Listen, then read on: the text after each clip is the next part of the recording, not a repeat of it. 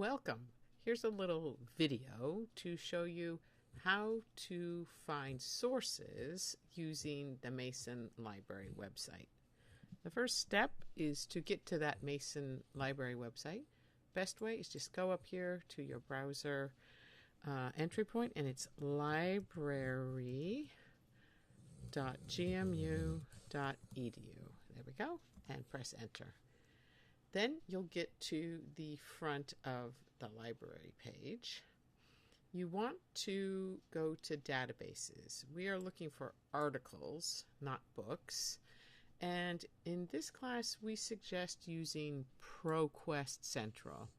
So I can either click on P here or just type in ProQuest into the search bar and say go.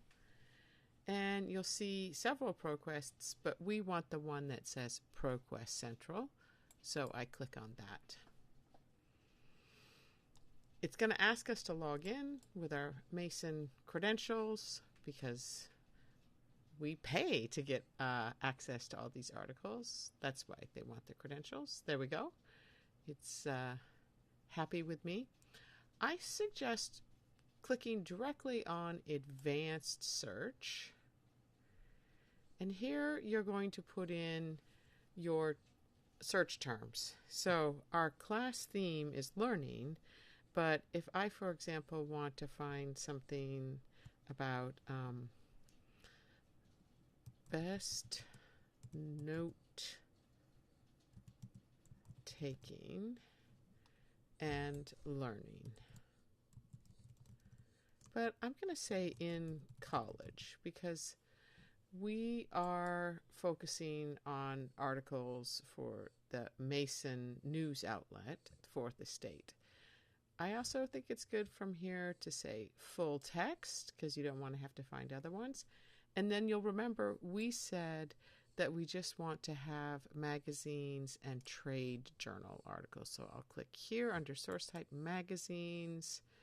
Then I'm going to go down to trade journals. There we go. That should be good. And now we can just click search. This is nice. You see I just have magazines and trade journals.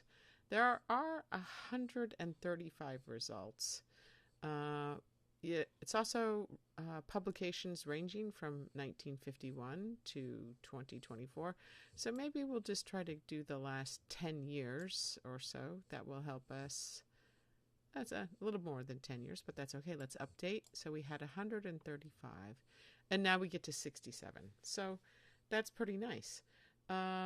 Here is something. So now we're starting to get different articles. And what you need to do now is look at them and decide if they are interesting and useful for you. So usually they try to list the most relevant at the top. Although I'm not necessarily focused on nursing students, I'm going to click on this and take a look. The abstract is a summary of the text, so it can give me a clue if this might be helpful.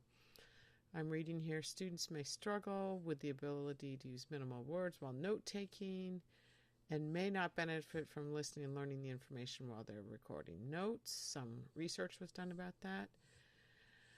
In the few articles identified, there were no significant differences between preferred methods of note-taking, and there were no significant differences found between method of note-taking and student GPA. One part that's maybe interesting to me is preferred methods of note-taking.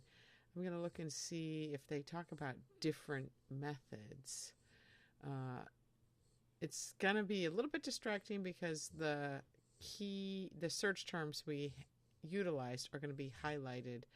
I'm looking for methods. Here's some different ones.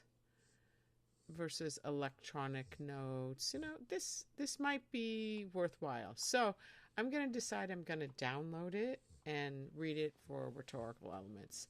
So I suggest saving as a PDF. You'll go here. It should just save as a PDF.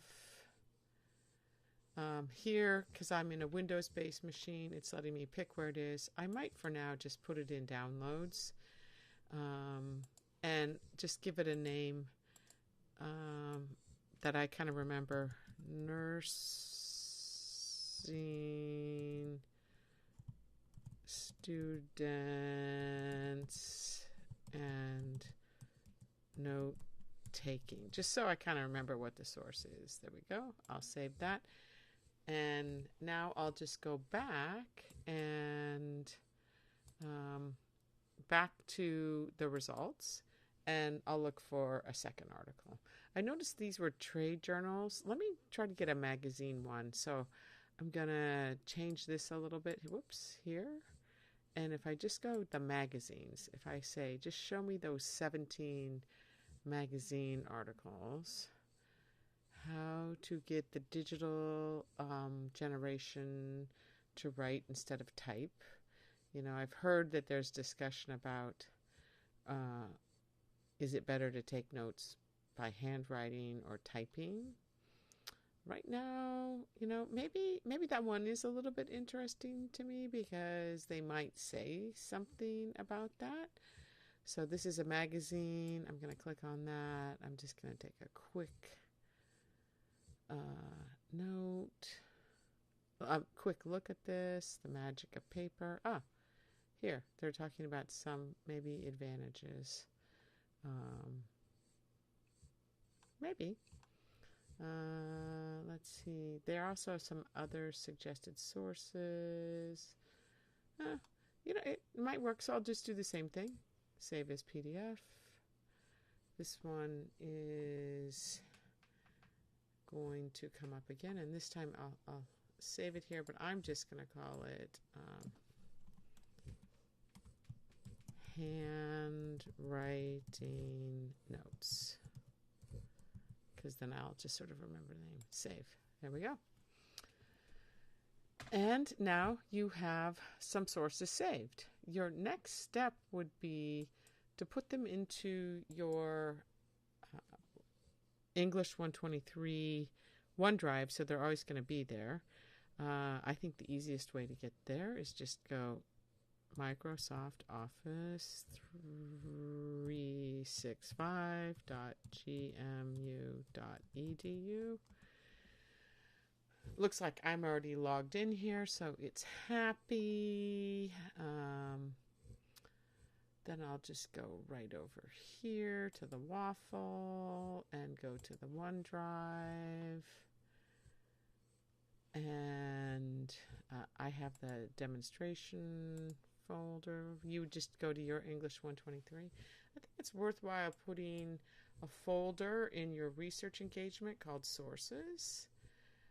If you haven't done that, you can just create a folder. You don't have to. You can just upload sources here, but I do have that folder. So now I'll go here, File, Upload, and I did these in my downloads today, right? These are the two that I got today. There we go. Open them up, and they're uploading. So now my job would be to read these, marking them for rhetorical elements. And of course, I'll put them in my project plan Excel file on the working bib tab. I mean, the rhetorical elements from each article. This is a little bit of a long video, but that's all the steps that you would need to complete the homework about finding sources for the homework that's due now on Sunday rather than tonight. Good luck.